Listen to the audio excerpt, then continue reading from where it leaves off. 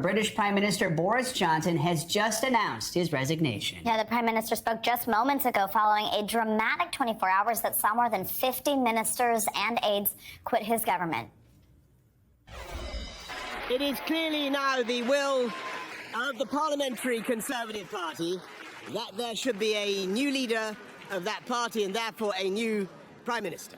And I've agreed with Sir Graham Brady, the chairman of our backbench MPs, that the process of choosing that new leader should begin now. I regret not to have been successful in those arguments, and of course it's painful not to be able to see through so many ideas and projects myself. But as we've seen at Westminster, the herd instinct is powerful. When the herd moves, it moves. And my friends, in politics, no one is remotely indispensable. And our brilliant and Darwinian system will produce another leader equally committed to taking this country forward through tough times. NBC News foreign correspondent Kelly Kobaya joins us now from London. Hey, Kelly, so this has been a few months of scandal after scandal in British politics. The last 24 hours, extremely dramatic, finally end in Johnson's resignation. Tell us some of the biggest takeaways from his speech just minutes ago. Yeah, so just a 6-minute speech in front of 10 Downing Street. The Prime Minister came out promptly at 12:30 as promised.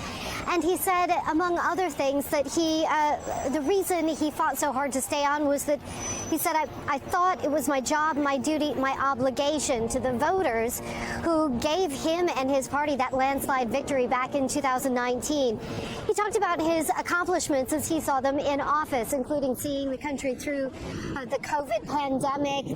This country was very successful in its vaccine rollout, and also his government support for Ukraine as it battles Russia. He also said, I know people will be relieved, some people will be disappointed. He said he, for one, was sad not to be able to carry out the promises of his party and of that election nearly 3 years ago. He said he was sad to be giving up what he called the best job in the world, but he said, them's the breaks, his words. This now sets the stage for a leadership contest, an election for a new Tory leader, a new Conservative leader. That timetable will be laid out in next week, the Prime Minister said. And he said he will stay in office until a new leader is chosen, possibly as long as this fall. Savannah? Them's the breaks. There's a headline quote if you've ever seen one. So let's talk about that next process. Some want him to step down immediately. He's not gonna. So what does happen next? How long does this process take to get a new party leader? Well, the timetable is set by another minister who's in charge of what's called the 1922 committee. I won't delve into the details of that, but it's essentially a decision that's made by members of parliament, and they will lay out the timeline. The idea is that members of parliament, Conservative members, will vote for a candidate. They will hold a vote, and there are said to be at least half a dozen names in the ring, or at least being tossed out as possible candidates right now.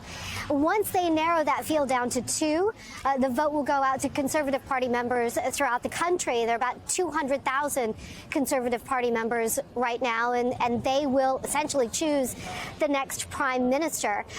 So we are looking at a process that will take a number of weeks, could be early fall, before there's a new Prime Minister in place. Joe, Savannah. All right, Kelly, thank you so much.